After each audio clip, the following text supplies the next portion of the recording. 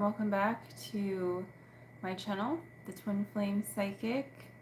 I am going to do a reading for you for this upcoming super blue moon in Aquarius, August 19th, and it's also Mercury Retrograde still, everyone's favorite. Everyone knows what it is, even McDonald's has done I think Mercury Retrograde tarot readings before, so it's a pretty popular subject as far as astrology goes.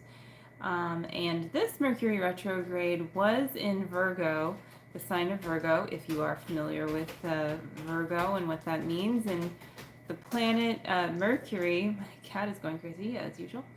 The planet Mercury does rule Virgo and also Gemini, so very different kinds of Mercury energy, of both having to do with communication and different ways of that being expressed. Virgo's often known for, organization and being really like pure at heart, but also, can really want things to be perfect. Which is not a bad thing. I mean, all of the signs have their good qualities and the things that can go wrong when those things are not in check, or kind of like you're going after something rather than just like your highest self. And if you want to say God or the divine source, all of that higher power stuff. And so with that being said, let's pull some cards, and hey, be sure to like and subscribe if you would like to support my channel and the lovely logarithm that makes things happen for it. So yeah,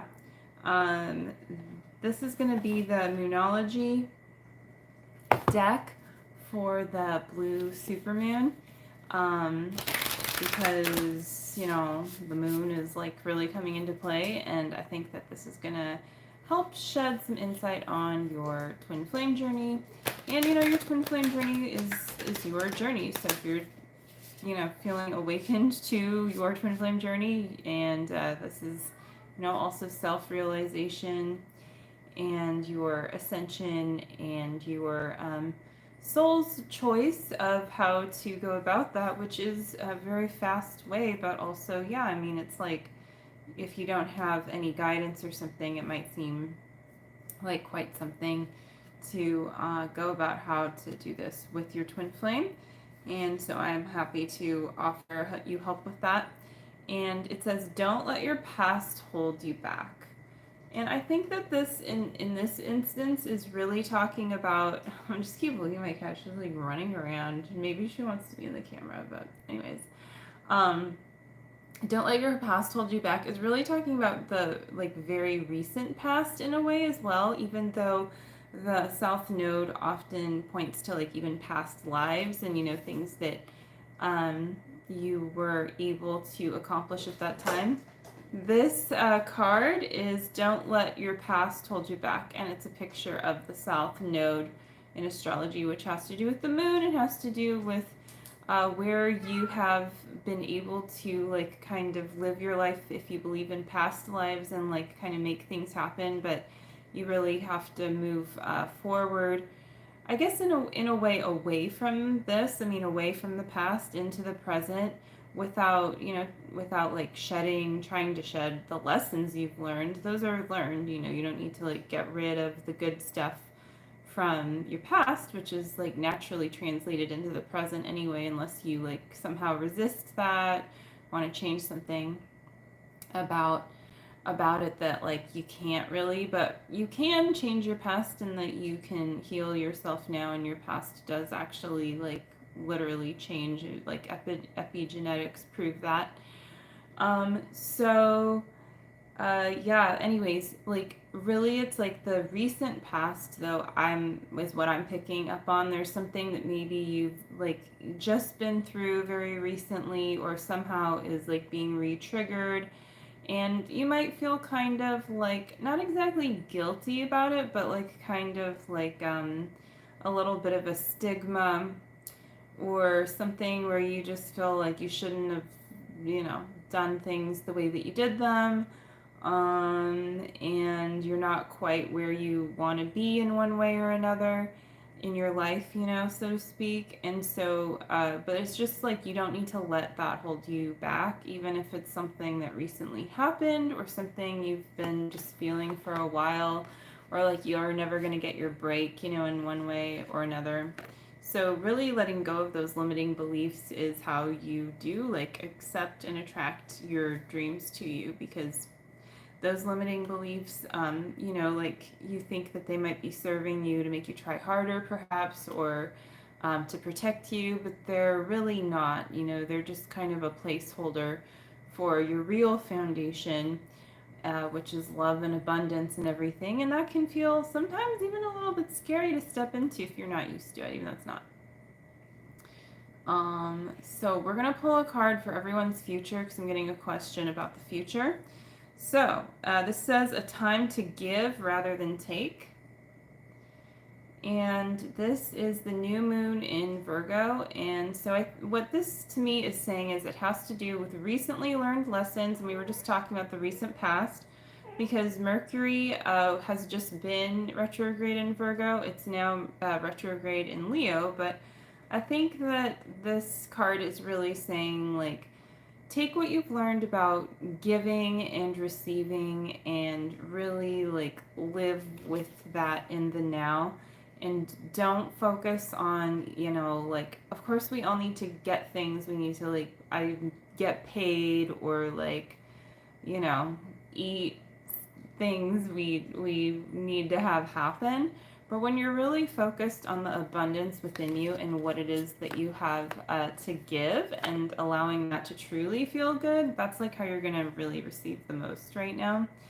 And this also has to do with giving to yourself, because, you know, in the twin flame path, you really need to love yourself first.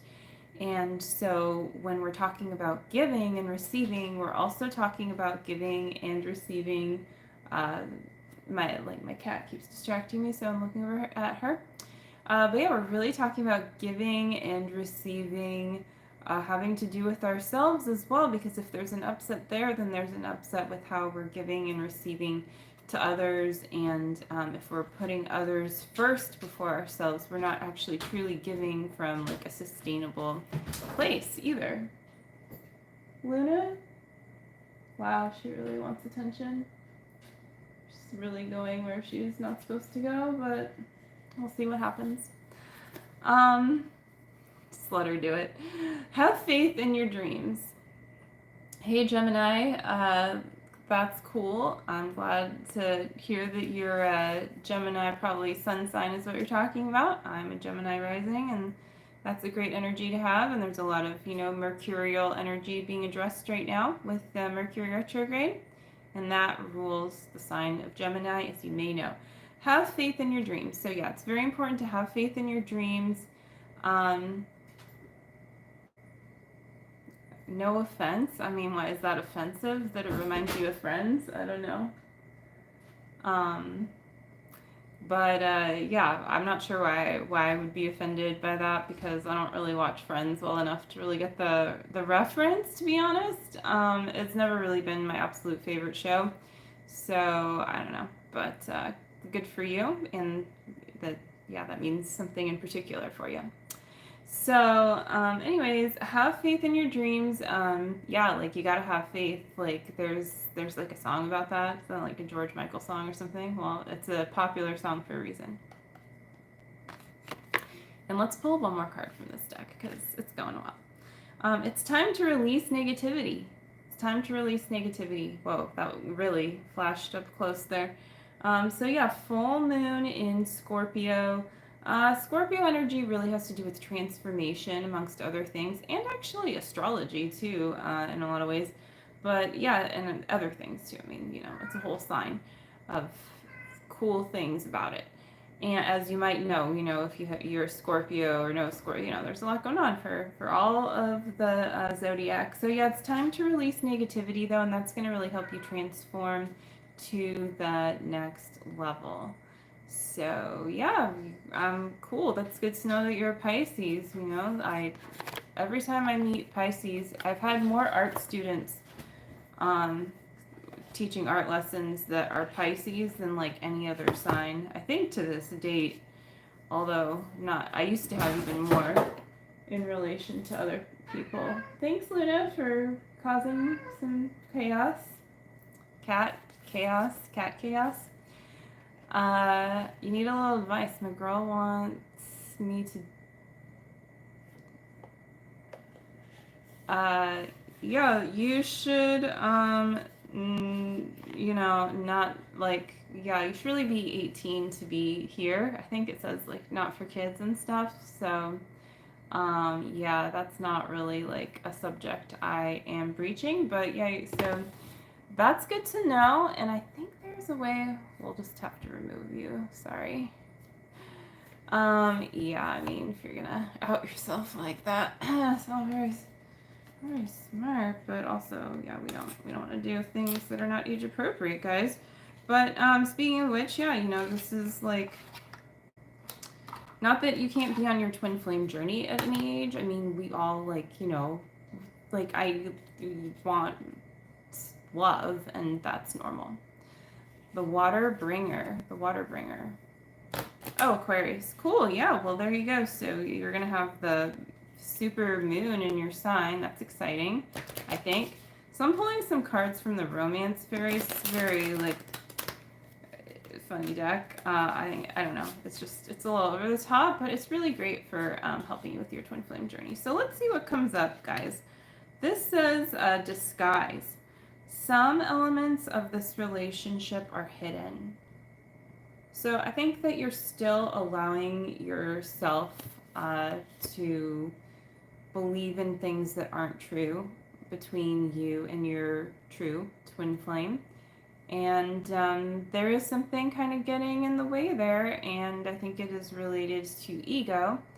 And just like, yeah, believing that your twin flame is like the hurt version of themselves rather than the true version of themselves, just like you are not your hurt version. You know, maybe you have a drink and you tell a story about how your mom did this in your childhood or whatever over and over again, but one day, you know, you've told your story enough times and enough people have listened, and you finally decide like you don't really need to live out that story anymore. You love yourself in that place, and that hurt part of you is just no longer really there. And even if you do continue to tell the story, you now tell it from a whole place within you, and the story has a different meaning now, and perhaps a lesson for someone else, or at least entertainment or what have you.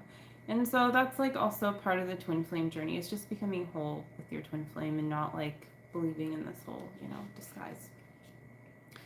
And then self-love. Love yourself first. Pretty clear message, just like if you want to attract your twin flame, work through the inner blocks and really love yourself. And if you do decide you want help with that, I am a twin flame ascension coach and psychic, and I can help you with all of that. And I mean, you know, the proof is in the pudding. Like, I work with clients who haven't talked to their twin flame in a long time, and then they're hanging out with them. And it's not just about that. It's not just like, you know, getting the person who is your twin flame. It's also really, truly, it really is an ascension journey. But of course, you want to do that in a way that feels good to you. And like, if your heart desires to be with your twin flame, to live your life purpose, to call in more abundance and romance in your life overall, then this is a good idea, I believe, to let me help you with that. And,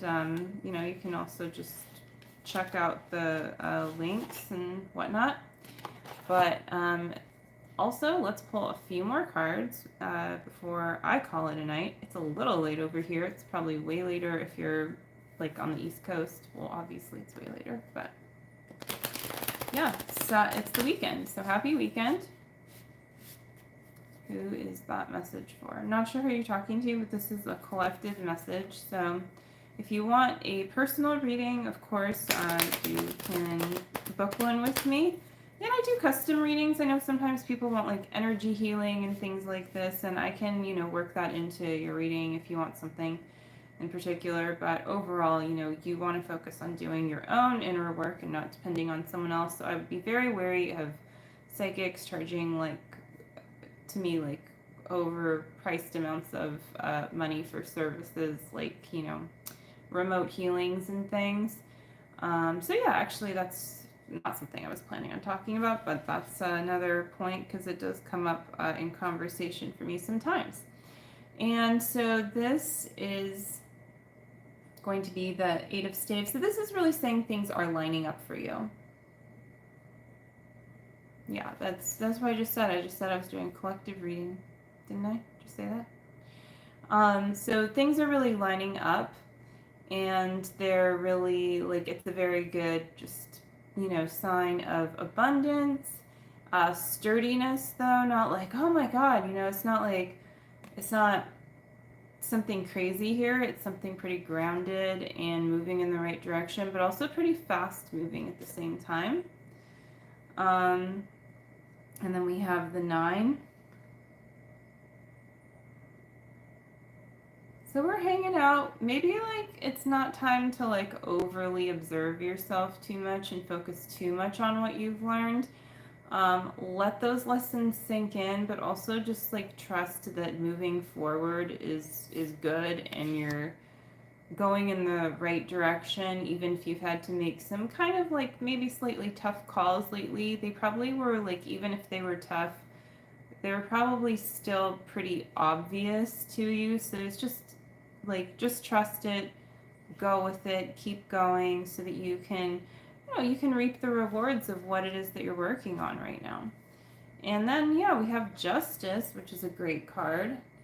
And that is basically saying, like, something is coming to a point of justice for you. Justice is like a fair ruling, something that, it's kind of like the unseen stuff. It's like things may look like you didn't quite do something right, but you couldn't because you were held back by X, Y, and Z. But, like, you can't even hardly talk about that, or you can't really, like, who are you going to get to, like, see that side of things?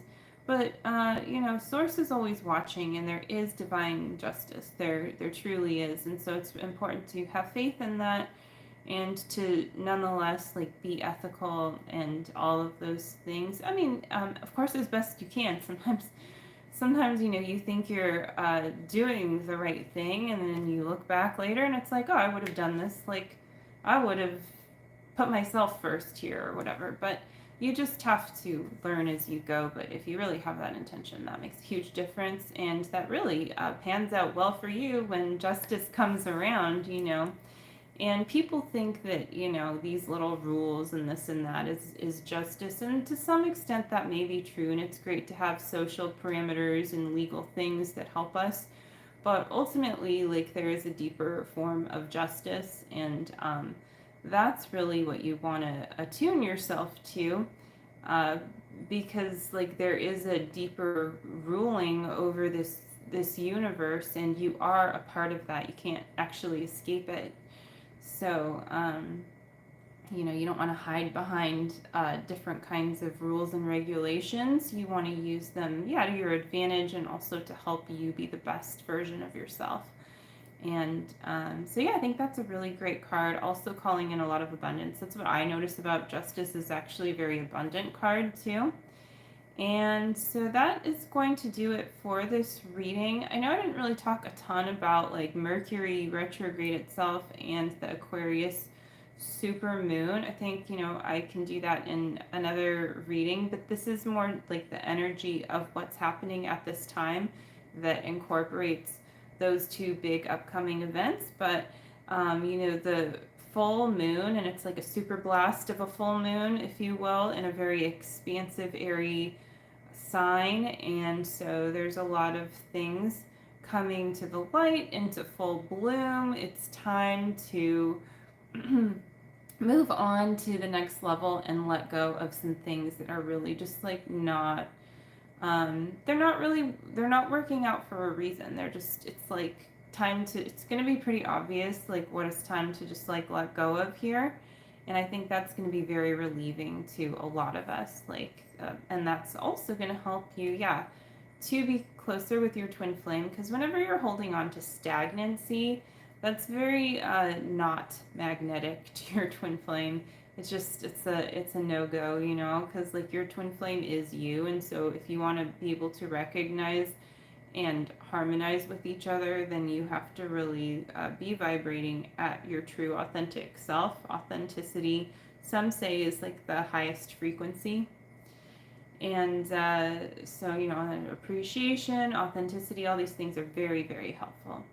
And they're great for manifesting, you know, what you really want. And what you want isn't always clear to you. Sometimes you think you want something, but you know the universe knows you very well. So it's important to also be open to what that actually is and how that's going to come to you, and what lessons you get to learn to really truly receive that in a way that you're going to be able to be responsible with your gifts, which isn't always, you know, the way you necessarily have planned, but it is the way. It is the twin flame way to go, you know, into your harmonious union.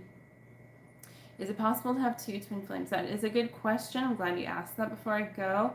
And no, it's not really possible. I mean, not as far as like having two people who you would have a romantic interest in. There is such a thing as like a different twin flame configuration, but basically almost everyone has just your twin flame, and that is your romantic partner. And even if it were different for you for some reason, you would still only have one twin flame who is your romantic partner. If you can't decide who those feelings you have, you know, really deeply in your heart, who they're for, if you're kind of torn between a couple of people, that is within the realm of normal. Some people definitely experience that for a period of time. However, just know that it won't last forever, because as you get clearer, it's going to be more obvious. And I think sometimes we resist it being a little bit more obvious, because then you have a choice to make, you know, because your twin flame isn't always the person you like want them to be, if you will. I mean, they are who you want them to be. They're your twin flame. You love them. You actually really want them to be who they are. But like, you know, it's like maybe it could be like not your type. It could be that you're, you know, experiencing them running from you and rejecting you. And so you're like, what's the point of this person being my twin flame? This sucks.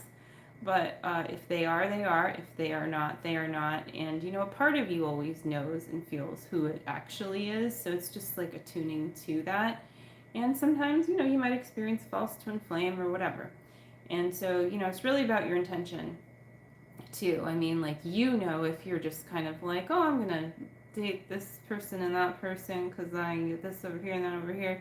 Maybe you don't know any better, but if you do, and you do like realize what the twin flame thing is, then you have a choice to make there. And once you make the choice, I think, you know, once you make the choice to pursue your actual twin flame journey, I want to say pursue your twin flame journey rather than pursue your twin flame, because you're not pursuing the person who is your twin flame only. You're also pursuing source, spirit, God, you know, whatever you want to say. So I mean, it's a spiritual journey. So it's like, yeah, there's a person involved who is your twin flame who you do want to be with in real life, and that is a real thing, a real chunk of the twin flame journey, for real. But it's not just about all the material stuff, because it seems so grounded. I mean, material stuff is like root chakra stuff. It's what is grounded, it's what's materialized, but it actually becomes very unrooted when it's not rooted in spirituality, because it's like meaningless then.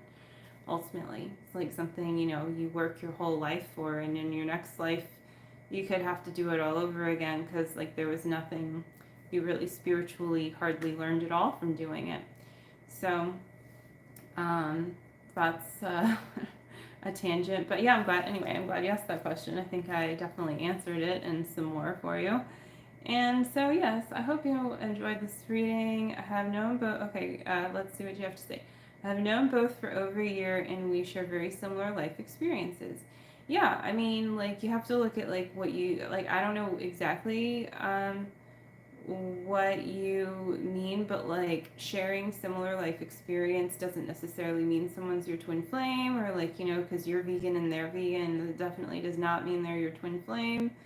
But yeah, could you both be vegan? I don't just whatever. I mean, an example, okay? Like, yeah, you could be, but like more often than not, it's more like there's an aspect of some value, that like your diet, like, choices, you have that, and your twin flame has some other aspect of that value that they're choosing, but you are making the same core choice together. And so, yeah, life experiences do tend to have at least some similarity, not always on the surface, but certainly if you dig deeper, there will usually be like something similar going on with those things that you tend to experience and lessons you tend to go through, and like maybe your upbringing in ways that you don't, again, not always surface level.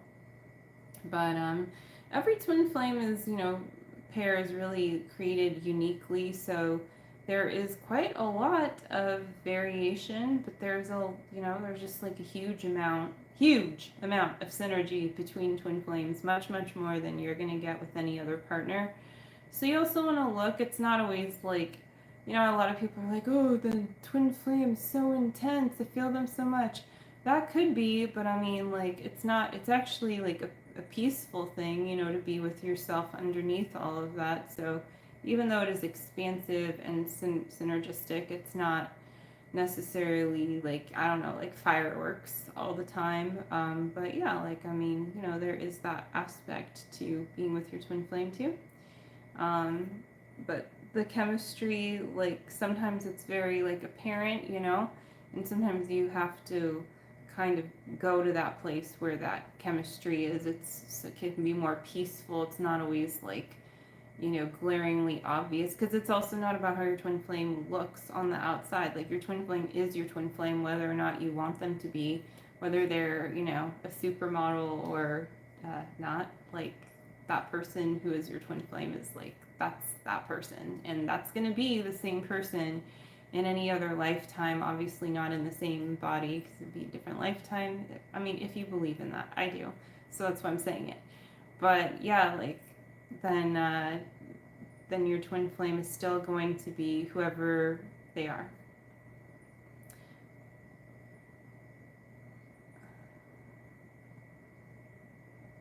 Oh, well, hey, Tim, I'm glad that you liked and subscribed. And I really appreciate your comments and questions. They're very, like, grounded questions. I could tell you're definitely, just like interested, and I think they're helpful for everyone. So I appreciate the participation. And of course, you're welcome to check out more on my website. If you think that you want to get more serious with uncovering the truth of your situation, I can definitely help you with that. And yeah, thanks everyone for hanging out, showing up. I know there have been, a few people in and out of the live, and more people will be watching. And whenever you see this, it's the perfect time for you and the perfect message. So yeah, you believe in past lives too. Well, there you go. Makes two of us. Yeah, I think it's really cool, and it's really cool if you happen to, somehow discover something about your past life. If it's something that interests you, you usually can tap into that in a way that's helpful for your current situation, and having more like compassion for yourself and whatever you're going through. Sometimes knowing certain things about your past life can just like help you with that. So yeah. Great combo though, and yeah, it's nice to meet you, Tim, and everyone. Have a wonderful weekend, and see how things go for you during this super moon. Feel free to comment about it if you want, and I will catch you in the next one. All right, bye.